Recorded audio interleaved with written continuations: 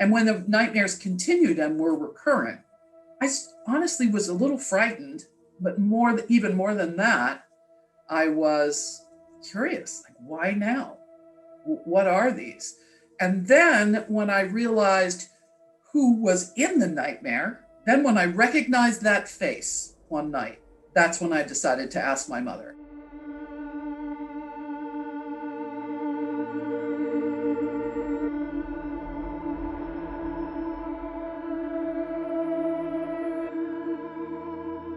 The word or the phrase serial killer did not even exist in 1966, 7, 8, 9.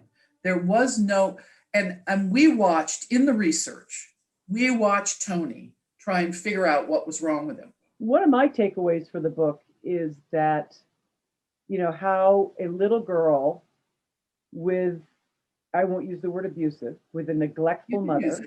You can use it. It was almost a felony what she did. Yeah. So we can use the word abuse, but you struggled with it just for those reasons, because I still struggle with it. I still struggle with it, even though, some of my most vivid memories are her washing my mouth out with soap and me being pinned to the ground. But I have also that duality of feeling with Tony. So I don't know, maybe it's me. I think about Tony and I think about the way I viewed him is still the way I viewed him at 10 years old. I viewed him as fun. We were just happy to get away. Right. There were some moments. Where had I been a 15-year-old kid or maybe a 20-year-old woman, I might have said something. But, having said that, there were 5, 6 women who didn't pick it up and they didn't live to tell about it. So I think that type personality is pretty specifically designed to appear normal. I still feel warmly to him, even knowing all the awful things he did. I also feel disgusted. I have that duality of feeling, and I have that same thing for my mother.